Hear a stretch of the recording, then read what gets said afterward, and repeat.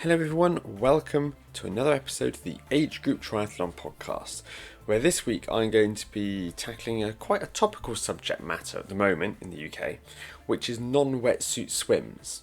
Now, I remember when I first started the sport back in 2012, the idea of a non-wetsuit swim in the UK, at least, for me at the time, it seemed sort of unimaginable really that the water could ever get to a point where it would be too warm for wetsuits in the UK. That's the kind of thing that happens in Hawaii and the Mediterranean, isn't it?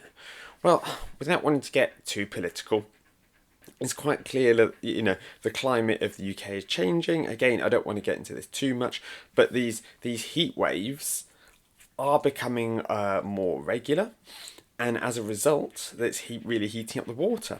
And yet in the past few years in the local area to me, which admittedly most of the swims in this area are held in the Cotswold Water Park, which are a series of gravel pits, so they're relatively shallow. They do tend to heat up quicker than the sea or larger lakes. But there has been a real habit of these swims becoming non-wetsuit, so you are banned from wearing a wetsuit. Under British Triathlon, I believe it's 24.6 degrees off the top of my head when the water becomes too warm for a wetsuit.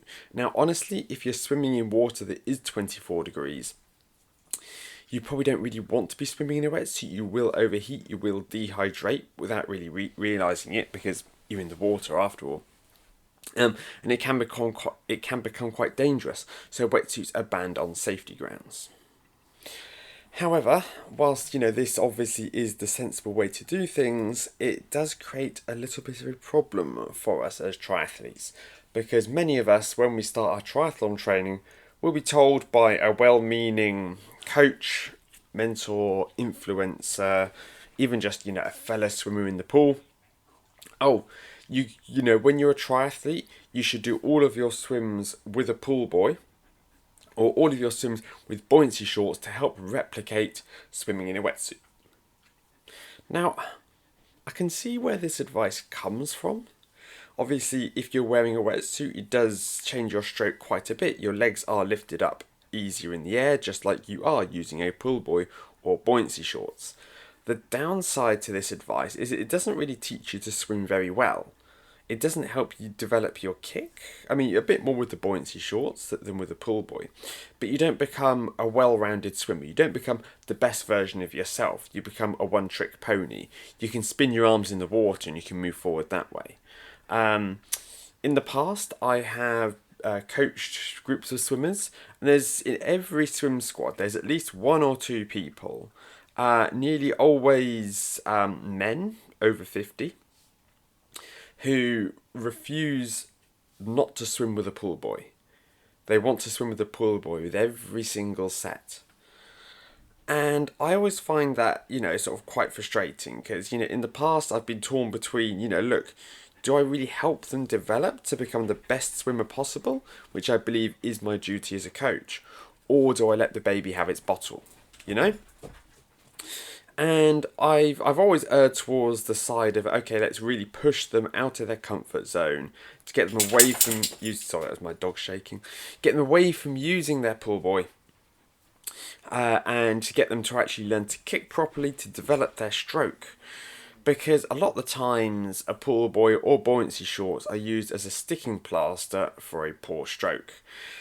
So in this week's podcast, I'm going to look at what the causes of sinky legs are, because this is often the reason that we're using these as swimming aids, what the causes of these sinky legs are, how to correct them, as well as if a wetsuit is banned in a race, how it is you can approach that, what you can do in the weeks approaching a race to prepare yourself for the possibility of wetsuits being banned, and also some reassurances once you're in the water of, the fact that you're not actually in danger and that, that you are going to be able to get around this swim course safely.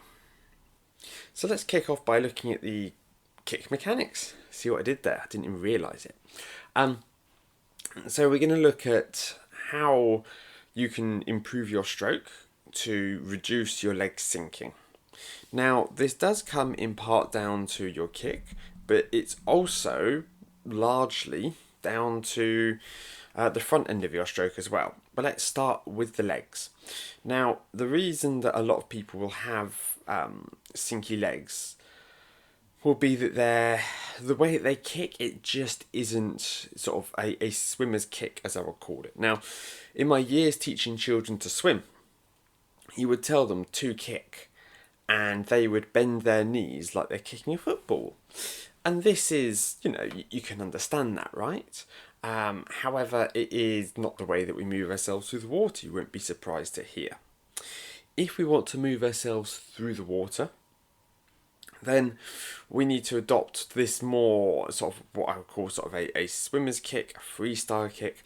And if you think, you will probably have seen images associated with swimming lessons, or maybe even witnessed a lesson yourself, where you have a group of children who are sat on the edge of the pool with their feet in the water and they're kicking their feet. Okay, so it's a relatively classic image that people will use to advertise swimming lessons. And what they're doing there is they're trying to teach this kick where they have their toes pointed and the kick is coming more from their glutes, so your bum, the muscles around your bum, and the hamstrings, the muscles on the back of your legs, is where this kick is originating from. Their toes are pointed out in front of them and they're kicking nicely. Now, as swimmers, this is the kind of kick that we need. If we don't have our toes pointed behind us, we are really going to struggle to get ourselves to have a nice swimming kick. For a lot of people, however, it isn't simply a case of me sort of helping them understand how to point their toes. It's the fact that they cannot point their toes. So this does explain why it is often men over 50 who tend to be less flexible than women. But also as we get older, we do lose mobility and flexibility. These are the individuals who struggle with this the most.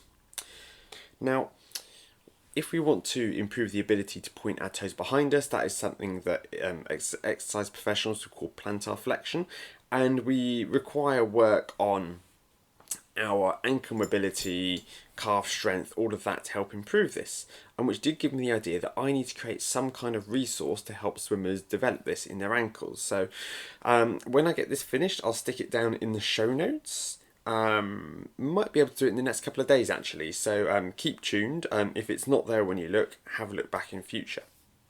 But if we can improve this with strength work, with mobility, with flexibility work, it is going to really improve our kick, because as we have our toes pointed behind us, not only does it allow for better recruitment of muscles, but also it means that we don't have our feet dangling down, pointing towards the bottom of the pool like anchors, creating a lot of drag and making our legs sink.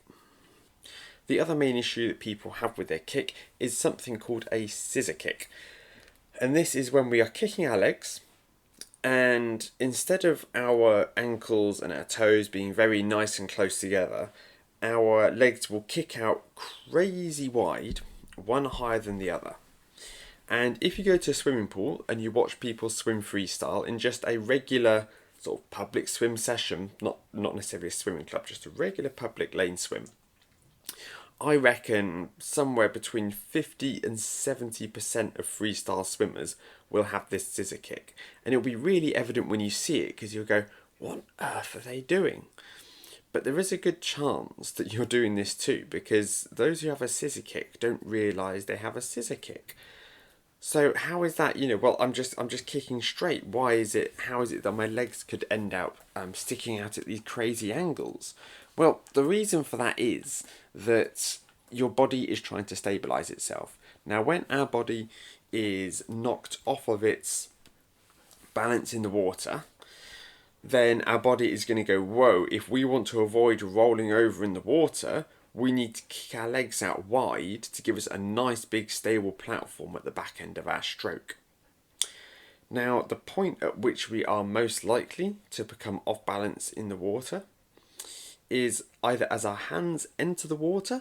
So if our hands enter the water on the other side of our body, as it were. So if my right arm enters the water to the left of the center line of my body, if that makes sense. If I'm crossing the center line of my body as my hand enters the water, then with both hands on the left hand side of the body, that is going to cause the body to want to rotate and to spin and to twist to the left, okay?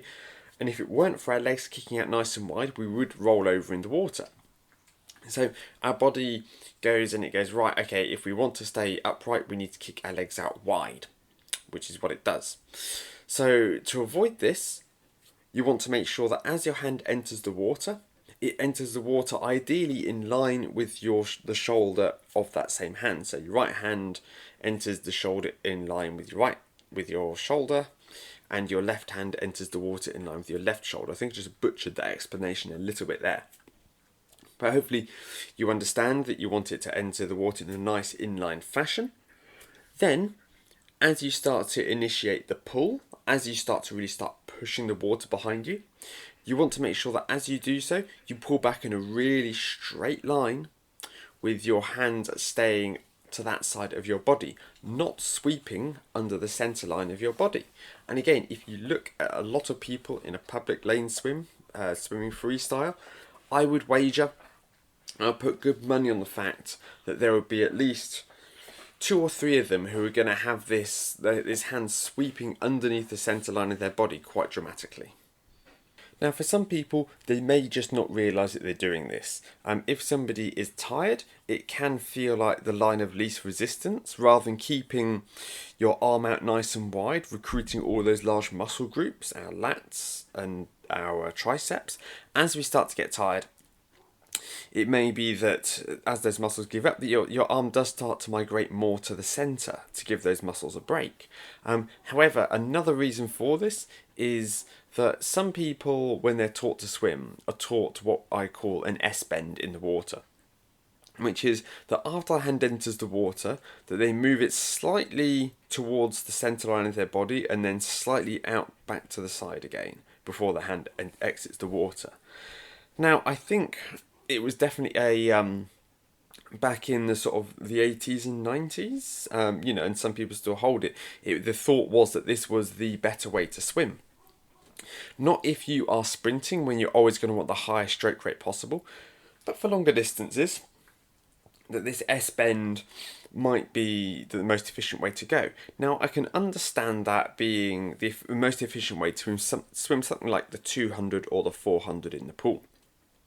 However, if we are going to be swimming long distances in open water, for me, the S-bend, it just isn't an appropriate way to swim, because the chances of that S-bend moving across the centre line of the body as you start to fatigue is just too high and is going to have a really negative effect on our stroke. But for every person who's taught the S-bend and is simply overcooking it and doing too much of an S-bend in their stroke, there are a lot of people who just do not realise they're doing it. They think they are pulling their arm back straight behind them, which is where the importance of video analysis comes in. Yes, the ability of us to have somebody film us, a coach ideally with an underwater camera, is not something I provide. I tend to do more in the way of, what I sort of consider project management. You're setting people's training, their nutrition, making sure their sleep schedules are right. You are looking at the larger picture. And of course, I do drill down into the minutiae of the data, but I don't spend my time on pool deck with a camera watching people go up and down and filming them all day. There are other coaches that are much better at that than me, so I let them focus on that. But if you go and you get a video analysis from a coach, it can really teach you what it is that you're doing with your stroke. And you can understand why it is that your legs are kicking out really wide and really deep with this scissor kick motion. However, the truth is that you could have the best swim mechanics in the world. You could have really flexible, mobile ankles. You could have no scissor kick, where your toes are occasionally brushing each other as you're kicking along, but still end up with sinky legs. So think about a child with a kite. As they are running along with this kite, it's dragging along the floor. It's only when they are able to then get up to speed a little bit more, when they run faster, that this kite will start to slowly lift into the air. Okay? You need some sort of momentum to generate lift. And this does transfer over into the water. Now, it's not quite as dramatic as you would think, relative to a kite. Okay, that is a slightly exaggerated example. But the fact of the matter is that if somebody is swimming incredibly slowly, their legs are going to sink. If somebody is swimming really fast, even if they're not kicking their legs, the legs will be pulled up behind them by the level of momentum. So, it's not really very useful, is it? Me telling someone, well, just swim fast and your legs will follow in the water behind you. That's not helpful at all. So what I'm going to do is I'm just going to give you a few tips on the front end of your stroke to help you generate more propulsion. Now the first one is to always have your elbow above your wrist and your wrist above your fingertips at all times in the swim stroke. Okay, the only potential minor, exception to this might be when you're at full extension in the water after your hand has just entered the water and your arms are really stretched out long for a fraction of a second. Okay, your arm might be in a bit more of a straight line, but then as soon as you initiate the catch, elbow over wrist, wrist over fingertips. As you pull the water behind you, elbow over wrist, wrist over fingertips. As your arm comes out of the water behind you, elbow above wrist, wrist above fingertips. Okay, we are maintaining this shape because that is what actually really allows us to push the water behind us. A lot of people, when they start out swimming, they will really attack the water. They will really have a forceful splashing hand entry into the water. If you watch children swim, that's how they do it. They really punch the water, they really slap it, they create a lot of splash. But then when it actually comes to the pull, when it comes to how much actual propulsion they add to their stroke, they're not actually really pushing the water behind them very hard because they used all their energy to enter the water. And if you have a very violent hand entry, it does not set you up for a good catch either. So it really is sort of very detrimental to your stroke to have this really hard, aggressive hand entry. And that you should be saving the vast majority of your energy for that pull motion. If you look at the very best swimmers, you will see that yes, their hands enter the water, sometimes quite fast, and I'm not saying that they're entering the water really gently, especially in the open water, where we have a slightly higher stroke rate than we might in the pool. But the majority of their effort is being applied under the water. Okay, that is them reaching forward as if they're grabbing onto something and using it as momentum to push themselves behind it. They are grabbing the water and they are pushing the water behind them. That is what's pushing them forward. A lot of novice swimmers, they get very frustrated because when you teach a child to swim, you start off by teaching them to kick their legs and they don't actually learn how to use their arms until they get into stage 2. Stage 1 is just about kicking.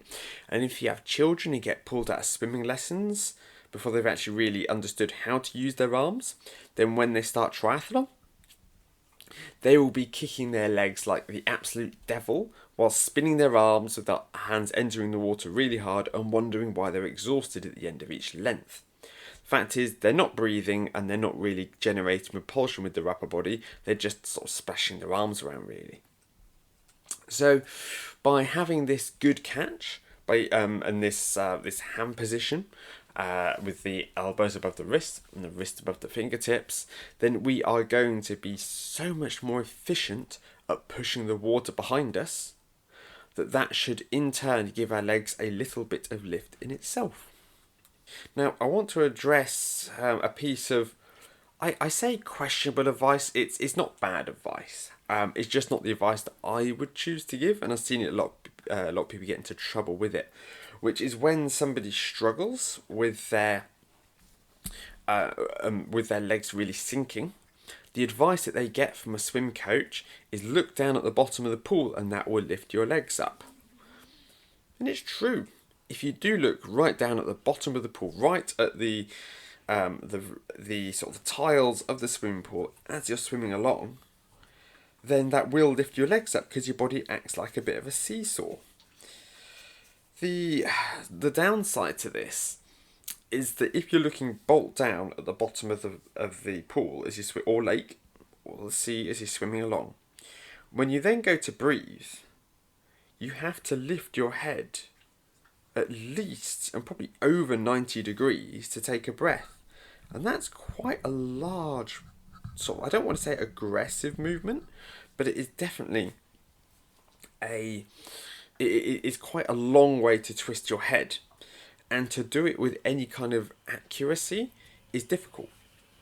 And now what this sort of results in is newer swimmers who are nervous, they are anxious, they are perhaps a little bit scared even, especially when they get out of their depth, that when they lift their head to breathe, rather than lifting their head in this nice controlled motion, okay, they are having to really whip their head round out of the water. And rather than just lifting their head sort of 90 to 100 degrees to get that nice breath, okay, they are get closer to 180 degrees. Again, if you watch swimmers, it's a really good exercise actually. If you just go to a lane swim and watch swimmers.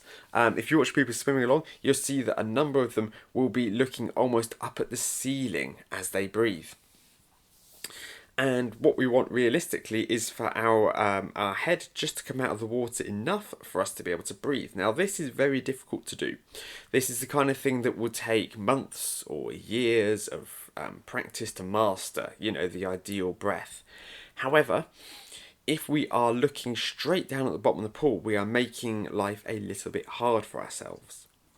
If we were to look just a little bit, a tiny bit forward as we swim, this actually brings our mouth quite a lot closer to the surface of the water. It gives us more control over our breathing.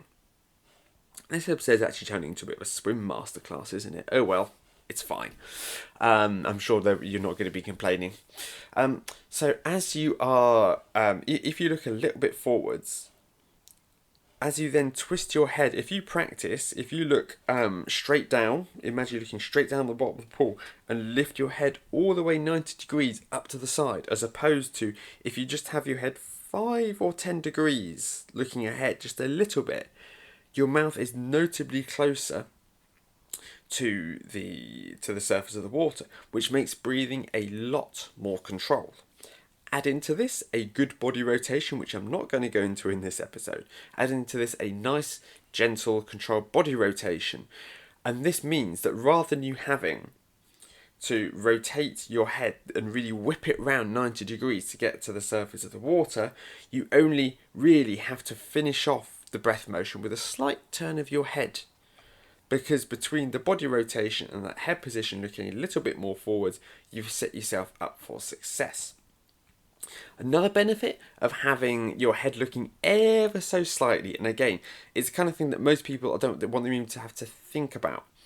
Just as long as your chin isn't touching sort of your chest, if you just have it looking a little bit forwards, it gives you a slightly better appreciation of what's going on in the water around you. Now, when you're lane swimming, it can give you advance notice when you're reaching the wall. And it can also help you appreciate when you might be approaching another swimmer, because you'll be able to see the bubbles from them as they swim along. This is really important in open water because it can give us a heads up that we might be about to swim into or over someone. It's hard enough seeing someone swimming in front of you at the best of times. When you're in open water, it becomes all that bit harder, especially if the athlete in front of you is wearing a wetsuit, because, well, they are very black in what will probably be quite a dark piece of water that you're swimming in, with it being open water. So if you have your head just looking that little bit forwards, it just really helps give you the best chance that you can to stop you from swimming over someone. Now, you may have heard people complaining, oh my god, there are these guys, they're so aggressive that they swim over people, they're being real bullies. Look, nobody aims to swim over someone. It's going to really disrupt their stroke rhythm. They run the risk of hurting their wrist. The reason that somebody would swim over someone else is that they just didn't see you. And the best way to make yourself more visible in the water is to kick your legs. If your legs are swaying around behind you, it's really not very easy to see, especially in a wetsuit. If your legs are higher in the water, if your feet are kicking, if there's a stream of bubbles behind you, this makes you a lot more visible to swimmers behind you. Now imagine you're swimming along in open water, you're looking bolt straight down at the bottom of the lake, and there's a swimmer in front of you that's just not kicking. You are going to miss this, and if you have somebody who is swimming along very slowly, or catching a swimmer from a previous wave, okay, you are going to go clattering straight into them and half drown them if you have no idea if they're there. Now, between doing sighting and by having your head position just a little bit further forward, it can give you advance notice when you're approaching these swimmers. Now, this head position, I know that some people will be sat there go, oh no, that's not how you do it, okay? And look, this isn't to say it's the right way for everyone. Some people do much better by looking straight down at the bottom of them, and that's absolutely fine. But I found the majority of swimmers that I've coached, they do get on a little bit better if they're just looking ever so slightly forward in the water. So that sets them up for a good breath, and it stops their legs from sinking as much. Of course, it's not going to bring their legs up quite as high as if they're looking bolt down at the bottom of the pool. But if you follow the rest of the advice around ankle mobility, ankle flexibility, ankle strength, as well as, yes, hello Poppy, sorry, it's my dog who's panting. I've had to close the window so that we can't hear all the cars driving past. But my dog, who is an absolute Velcro dog, has insisted on staying in my hot room while I record this. You silly goose.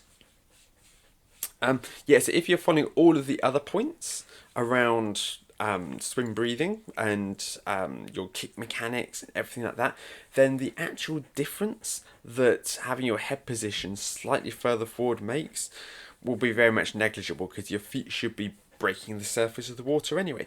And on the note of kicking, that's the primary reason for our for us wanting to kick, is simply to bring our legs up to the surface of the water.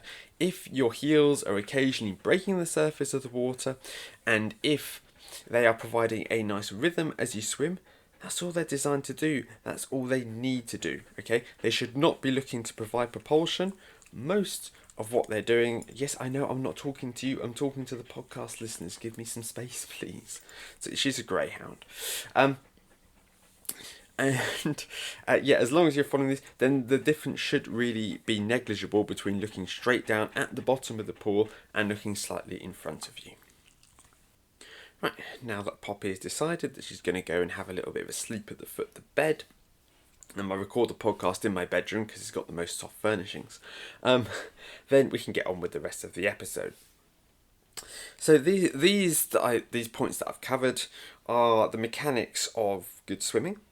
And if you follow those, then you shouldn't need your pool buoy. You shouldn't need the buoyancy shorts to be able to correct these. And yes, you can use these as a crutch. But if you turn up on race day and you find out that wetsuits are banned, what are you going to do?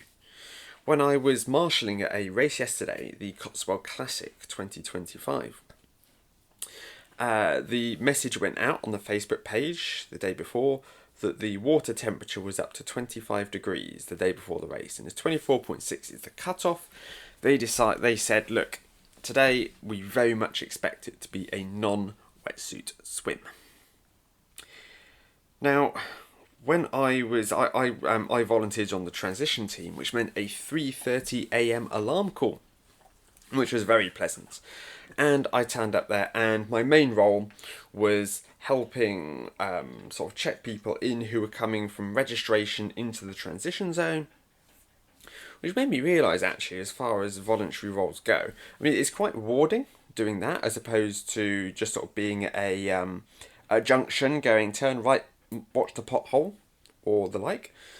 As much as there's space for all of these, but I was able to sort of help provide, sort of answer people's questions, provide them with a bit of reassurance. I found it quite a rewarding role. But after I'd finished, after the race was underway, the last swimmer was in the water, and I wasn't really required for anything else. They already had teams on the mountain, on the mountain line, so No problem there.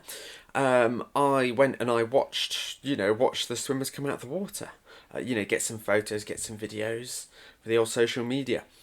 And as the first, before the first swimmers actually started coming in, the announcer said that that there were 666 people at the race that had signed up, because that's a nice, easy number to remember.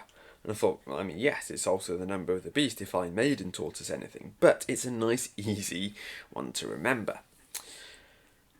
And then later on, towards the end, she was referencing how there were, the 562 swimmers had made it into the water today. Were in the water, and I thought that's over 100 less than was referenced earlier on. Now, the way that any race is organised is they expect a large amount of people to drop out. It's how major events like the London Marathon work. If every single person who signed up for the London Marathon turned up on race day, they'd be over capacity. Okay, they rely on a 10% attrition rate, sometimes higher. This could be injury, this could be illness, this could be other plans, this could be feeling they're not fit enough. There are all manner of reasons why somebody may not turn up on race day for the race that they signed up to. However, triathletes, generally speaking, somebody who signs up for a triathlon, it's not like they are signing up for like the London Marathon with a charity because it sounds like a great idea, and they realise that actually they hate running and it's really difficult to do, and they have a change of heart, change of mind. Most people who sign up for a triathlon, they do their research, they know they're getting themselves into something really difficult, and they're going to turn up on the day. So why had over 100 people failed to start? Well, I'd wager that it was this Facebook post that went out the night before saying it's going to be a non-wetsuit swim. We are pretty certain. And even on the day, obviously not everybody has Facebook. Even on the morning when people turned up, I saw a few people there with wetsuits. And I said, look, we haven't had the official water temperature reading yet, but we're pretty certain it's going to be a non-wetsuit swim. And their faces just dropped. And it just, for some people, they could not even imagine swimming in open water without a wetsuit. And this is a bit of a problem when you think about it. If you think, I mean, it's a very reasonably priced event, this one. I think it's around the £200 mark for an entry these days. But when you consider that a Ironman 70.3, you can be looking at sort of £350, £400, maybe even more for an entry. And you look at the full Ironman, you could be looking at closer to £500 for this race entry. The thought that you could turn up on race day, having made all of these sacrifices, spent all of this money, done everything to prepare for this event. You get there in the morning and you go, oh yeah, you can't use your wetsuit. And to just sit there and go, well, I'm not getting in. I can't.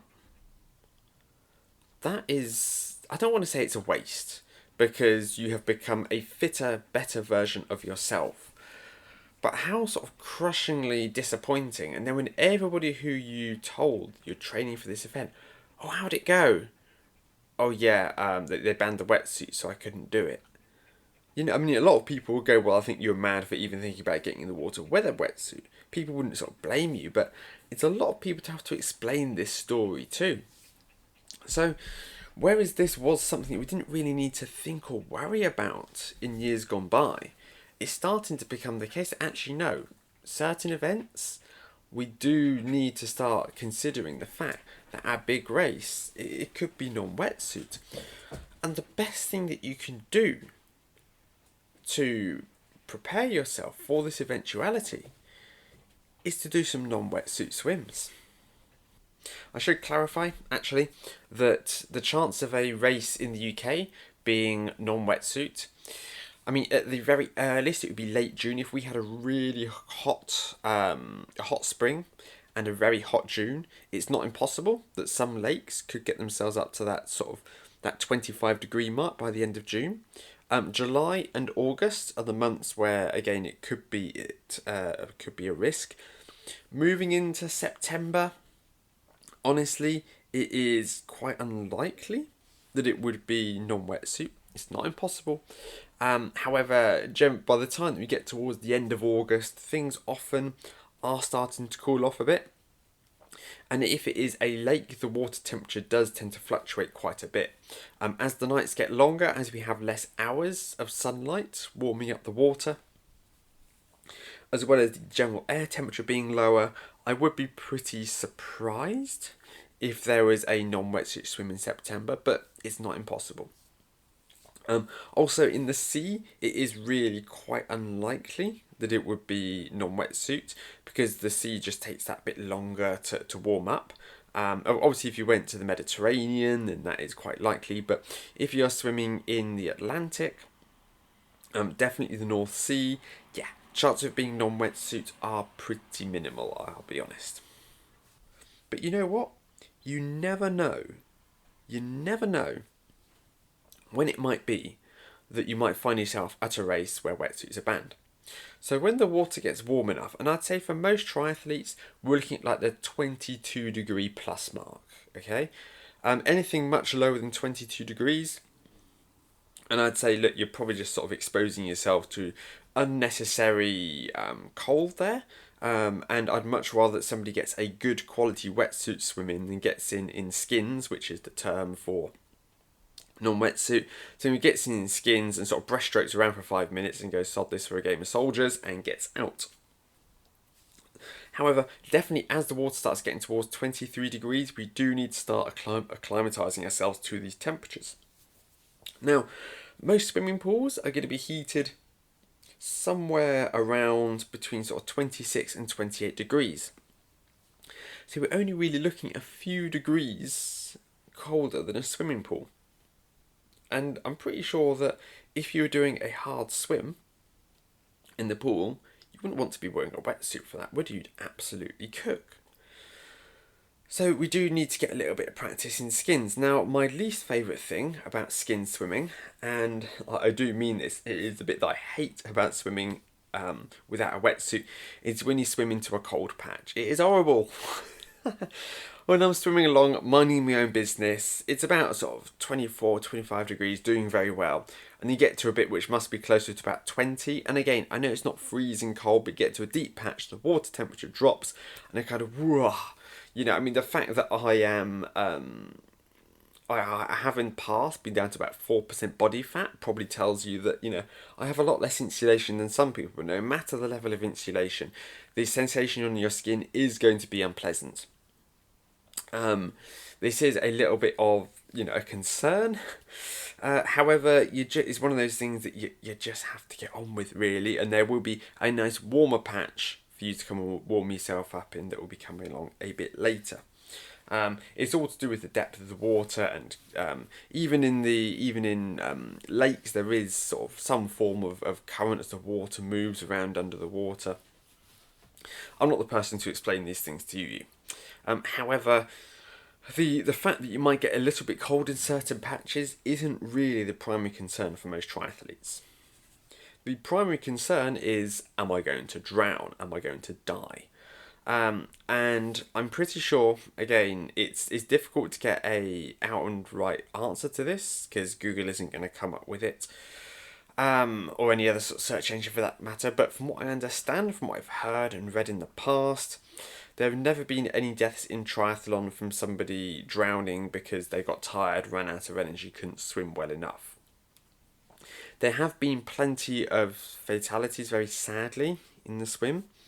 But that is due to people suffering an unrelated medical incident, such as a cardiac arrest or a stroke or something like that, whilst they are in the water, which is unfortunately, if somebody is swimming really hard at the start of a race, the heart rate gets right up, they're not used to swimming, that's the kind of thing that can trigger these conditions. So if you're in any doubt about your heart health, always get it checked over by a doctor. But yeah, it's very. I don't think there's ever been a case of somebody drowning simply because they couldn't swim, they couldn't tread water long enough, they got too tired. So hopefully, I mean, I know that this isn't necessarily the easiest and sort of thing to tell yourself, and I'm not saying that you're going to be completely dauntless when you get in the open water in the skins. Oh, it's fine. Nobody's ever drowned in the history of triathlon. It is still going to be nerve-wracking. The bit that I find to be sort of sort of unsettling is when you're swimming, you just sort of slow down a little bit. You back off, and you can feel yourself start to sink in the water. And you're saying, "Oh God!" I just remembered I'm in the middle of a very deep lake. However, there is a very marked difference, as sort of if you ever got chatting to a lifeguard, between somebody who is in what they term to be aquatic distress and somebody who is actually drowning. Now, someone could be in, as horrible as it is, aquatic distress, where they are struggling to stay afloat, their head is perhaps dropping under the water occasionally, and they may be sort of thrashing around. They are not going to be sitting there going, "Help, help," waving their arms over the water. That doesn't really happen. But somebody may be splashing about, somebody may be visibly struggling to stay afloat. And somebody can be in this state for sort of 1 or 2 minutes, realistically, before they start actually sort of drowning. And somebody, would be drowning if they are if their head is more sort of pinned back. It's sort of an instinctive response in an upright position with their head pinned back, and their face and their eyes can like glass over, and they can be in this very panicked state. And from somebody entering this state of like true drowning, it can take up to an extra 30-60 seconds for them to actually lose consciousness. So between sort of a minute or two in aquatic distress, and then actually it taking another sort of 30-60 seconds for somebody to actually sort of drown, to die through drowning, realistically that's quite a lot of time for somebody to spot you and for somebody to provide aid. And now these water safety crews at triathlons are incredibly well trained at spotting these signs. So even if you were to get yourself into difficulty, if you have yourself a bit of a panic, you are not going to disappear under the water like a brick, never to be seen again. Okay, so it is going to be quite visible that you are struggling. Other swimmers, water safety crew, will hopefully spot you and be able to assist you. Okay, now that's even without a wetsuit. If you have a wetsuit, then you cannot sink. If you're non-wetsuit, then the risk is higher, but it's still incredibly low at an organised event.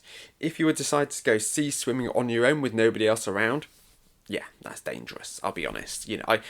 I know I have one client who he goes out and he does these solo swims in skins around the coast when he travels to the Med.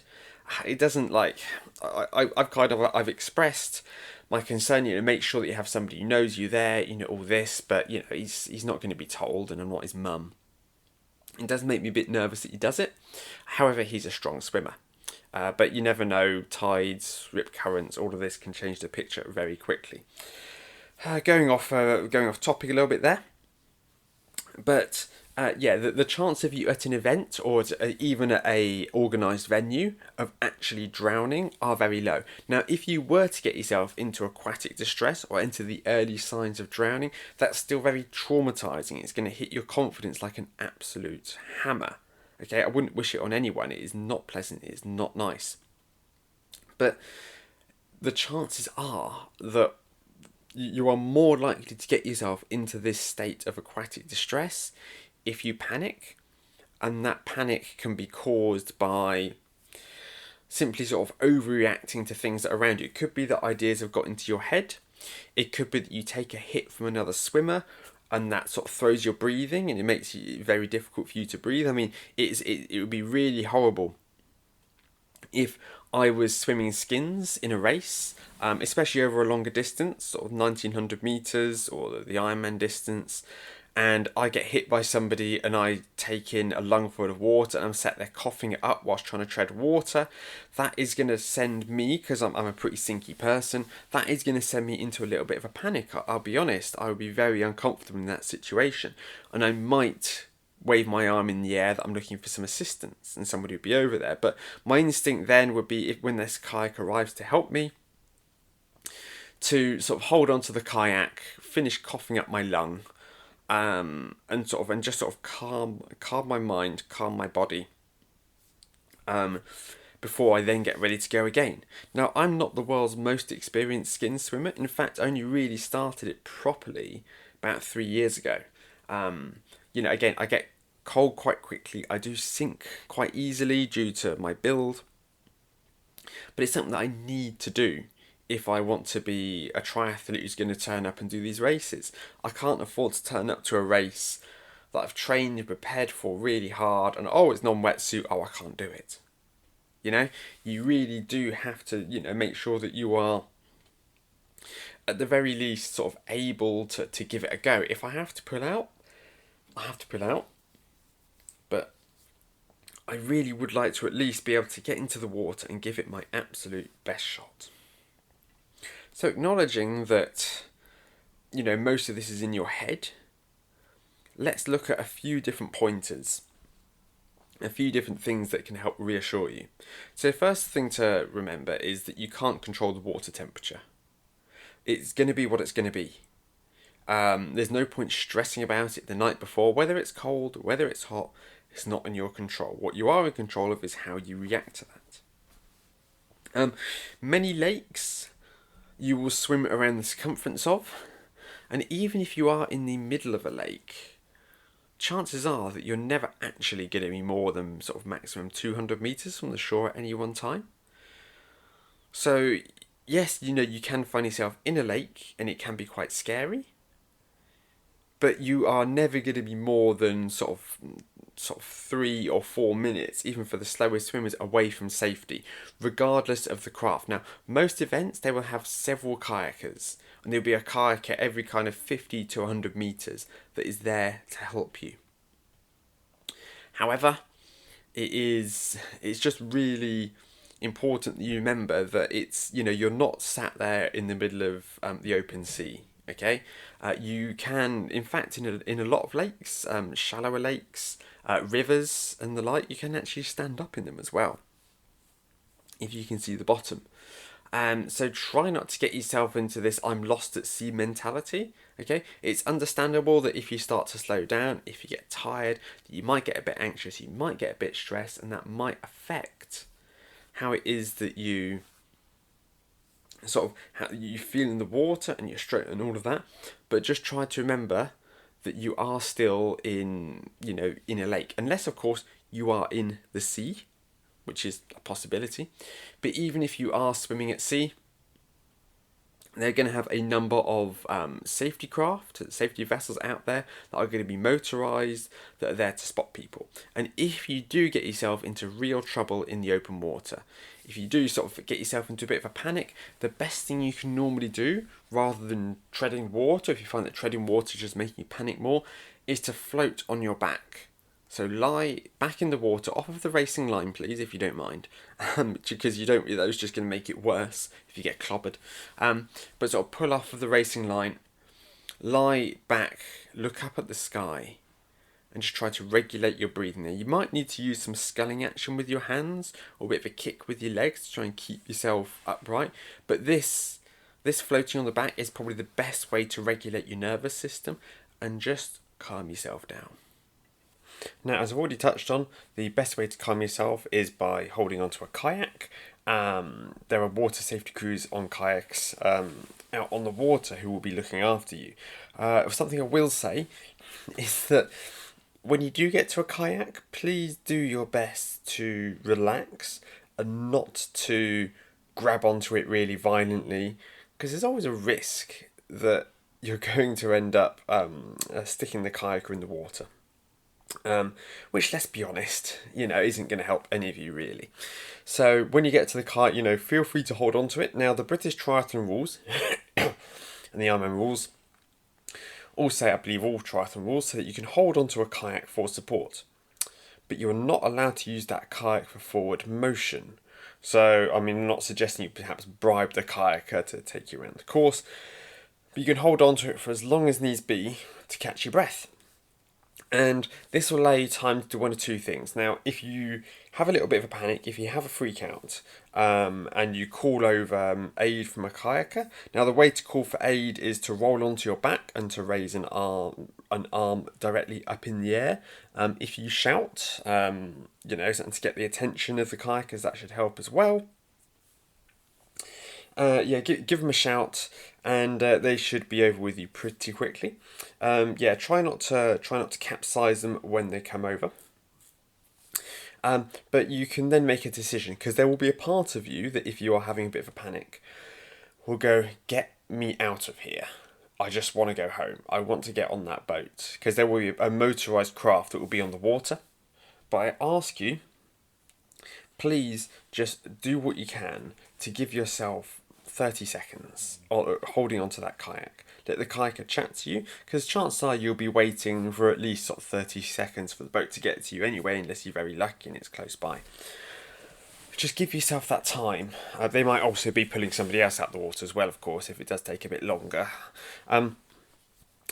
But when you are holding onto that kayak, just give yourself the chance to calm down and reassess and go, is this really what I want?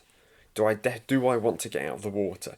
Now, it could be there are absolute alarm bells ringing in your head and everything is screaming at you, get me out of this water right now. In which case, that's fine, okay? I'm not going to think any less of you for pulling out of a race because you couldn't make it especially if it's a skin swim. However, what I don't want you to do is I don't want you to then get onto that motorised craft and get to shore and be immediately filled with regret and, disappointment and anger at yourself. Now, obviously, there's always going to be an element of disappointment. And that is natural. I'd be worried if somebody DNF'd and didn't feel an element of disappointment.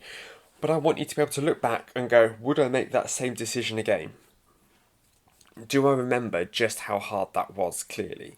And if you go, yes, I would make that same decision every single time, because my brain was in complete, fight or flight mode. I was only 5 minutes into the swim and I was already freaking out. Yeah, that's just sort of the smart thing to do.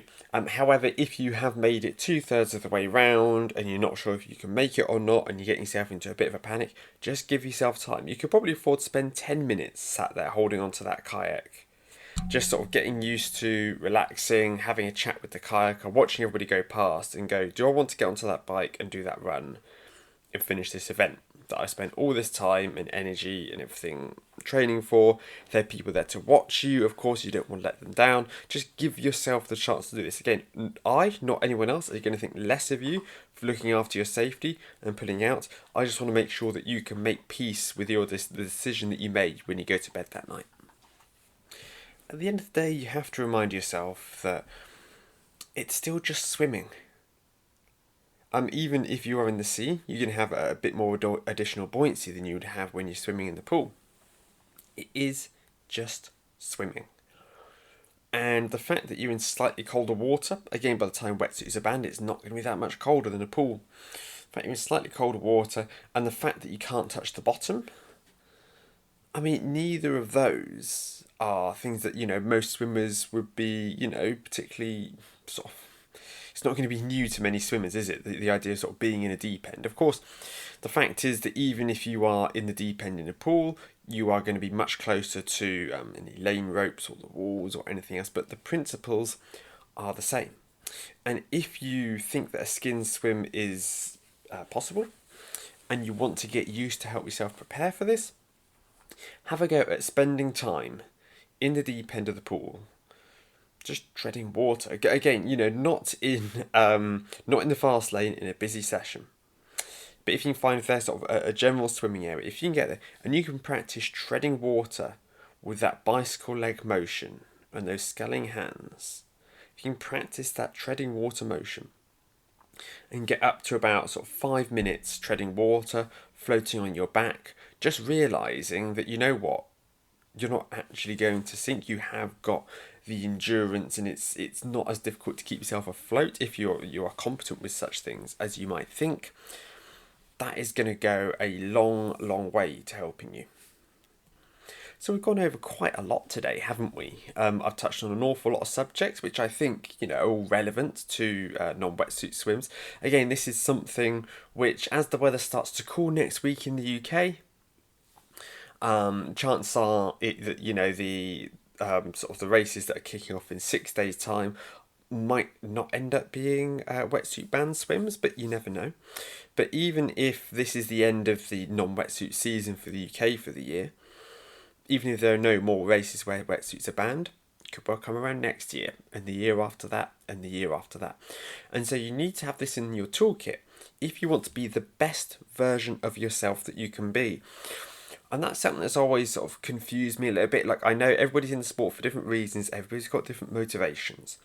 But for me, I've always been happy and willing to do the hard stuff and try to work to develop the things that I'm not very good at, to help me become the best version of myself that I can be, to be the best athlete that I can be. And that's going to involve doing strength exercises that I don't like. That's going to involve doing swim sets, which really kick my butt. That's going to involve doing sort of really long rides when I'm not in the mood for them, because I'm willing to do the hard work to achieve what it is that I want to achieve. And if you're happy just to plod along with your pool boy, I guess the irony is that some of these very sort of pool boy heavy swimmers, you never swim without it, they're often in the pool for 6 days a week. I think you clearly have the time, you just don't sort of have the inclination. I know that it can be hard to develop this ankle flexibility and mobility, but it's going to make such a positive difference to your swim. I'd much rather somebody swims 3 times a week and fits in a couple of sort of 10-minute blocks where they work on ankle flexibility and mobility.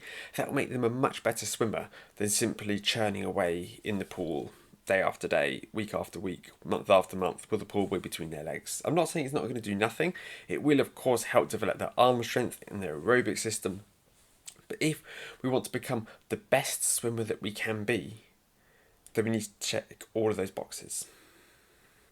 So by improving our kick mechanics, by improving the front end of our stroke, by ensuring that we don't cross over the centre line of our body when we swim, these are all going to help to lift our legs up in the water, to make us more hydrodynamic, more efficient and faster. Okay, this is the sticking plaster that a wetsuit will solve, but I would much rather that an athlete takes the time to learn to do this for themselves, to become a natural swimmer, to train like a swimmer, rather than train like a triathlete, train like a swimmer, so that when that day does come, that it is a non-wetsuit swim, you can go, right, okay, I'm not going to pretend that I'm like super confident about this, but you know what, I'm going to make it work. It's going to be slower. Swimming a wetsuit is always faster. I'm going to be slower swimming without my wetsuit, but I can do this because I'm a well-rounded swimmer, rather than being sort of a one-trick pony who doesn't kick their legs in the swim and just sort of sees the swim as being a way to get to the bike. As well as sort of training yourself to have the most efficient technique and kick possible. Okay. Also looking at ways to sort of to frame everything, to go, look, you're not in control of the water temperature. There's nothing you can do about it. The only thing you're in control of is how you react to it. Okay. We've also looked at staying calm. We've also looked at sort of the how long it can take you to go from panicking in the water to actually experiencing sort of drowning and actually really being in danger. You've probably got a good minute or two to get somebody's attention, and I'm telling you that one of the water safety crews will be with you in time. We've also talked about ways to help you prepare for this in the pool, treading water, floating. All these exercises to help prepare yourself, as well as getting used to swimming skins in training, slowly building up the time that you can swim without a wetsuit in your training. So you can not only acclimatise to the slightly colder temperature, you can also calm yourself so it's not quite so panic-inducing when you do find yourself out there. I know somebody, one of the other marshals that I was working with yesterday, he was in a group chat with a lot of people who are doing the race, and there was absolute panic in the group chat when it was announced that it was probably going to be non-wetsuit. You don't want to be one of those people. You don't want to find yourself in this state of panic unnecessarily. And one of the ways that you can reduce this sense of panic is you look at the long range forecast. So you go, okay, what's the weather looking like in the run up to the race? Oh, it's 30 degrees and sun every single day this week. Yeah, there's a good chance that water is going to be like a bath by the time that race day comes along. One bit that I haven't actually touched on is different equipment that you can and can't use in a wetsuit band swim. So you cannot have anything on your body that extends below your knees or your elbows, except for religious reasons. And don't try to tell me that your calf guards are tied down to your religion. You know, the technical officials, the referees, the race director, they're not going to buy that. So yeah, you have to remove all of those. There was somebody yesterday who was very upset that he had to remove his calf guards because he couldn't wear them in the swim. Really kicked up a fuss about it. But those are the rules, because it can give somebody an unfair advantage. Again, calf guards would probably actually slow somebody down due to the sort of the cotton nature of, well, not cotton, but the material. Whereas what they don't want people to do is they don't want to have, you know, some sort of so obviously it can't be neoprene, but something that would allow the water to flow over the legs better than it does over human skin. Human skin is much sort of slower than neoprene as far as hydrodynamics go. Got the word out in the end. It does create a lot more drag, especially if you know somebody like a man with unshaved legs and like that does slow people down. So this rule is in place to help people sort of prevent from gaining an unfair advantage there. Additionally, what you can wear is something called a swim skin. Now this is not a good investment unless you know that you're going to be doing, you know, a good handful of races that are going to be wetsuit banned. But what it does allow you to do is it allows you to so it's a piece that you put over. It's like a sleeveless wetsuit, so it goes down to sort of generally the roughly the same length as your tri-suit, sort of halfway down your thighs. It doesn't have any arms, but it is sort of a bit sort of like a tabard, like a sleeveless tri-suit. They're not so popular sleeveless tri-suits anymore, but you used to see them all around. The reason that you would wear a swim skin is because it allows the water, as we're talking about different surfaces, creating different levels of friction. The swim skin will help you swim faster because it helps the water bead off of it, flows around the swim skin an awful lot better than it does just a regular tri-suit. If you're wondering why it is that tri-suits do not have big pockets, it's because during non-wetsuit swims, those big pockets in the back of the wetsuit, and not wetsuit, tri-suit, would act like parachutes and they'd fill up with water and really drag and slow you down. And there we have it. That is just about, I think, everything that I have to share with you about non-wetsuit swims. Obviously, it's quite a big topic. You know, I've gone on for about an hour on my own here about it. There are a number of different factors: the technique side, the mental focus side, the actual execution on the day. You know, as well as different equipment you can and can't use. But try not to let it get into your head too much. The further ahead that you can plan for this eventuality, you can start getting some practice swims in skins. You look at the long-term forecast. It shouldn't be a real surprise if you turn up on race day and the wetsuits are banned. Of course, that does not say that you can't be disappointed, that you'd have much rather swum in a wetsuit. But if you know that the temperatures are high for the days before and you know the competition rules, okay, you should be prepared for the fact, you know what, this could be non-wetsuit. And if you know this, we can work this out from a week in advance, and you can get a couple of open water swims in without a wetsuit, just in case it is non-wetsuit, that is going to set you up for success so much more than somebody who turns up on race day and is really surprised that they can't wear their safety blanket. Thank you once again for your company today. I hope you found it useful. and I will put together a sort of a resource. I'm not sure exactly what it's going to look like. It could be that if I decide I really want to go down this route, that I, do a lot of videos and sort of charge a small amount for it. I'm not sure. I'm going to see how I feel. How much I feel there is to sort of how much depth I can go into, because I know it's an issue that a lot of people struggle with. So have a look at doing that. Keep an eye on the show notes. Check back in a couple of days if there's nothing down there when you first listen to this podcast. But otherwise, I'm wishing you the very best with your next week of training, and I'll see you all next Tuesday morning.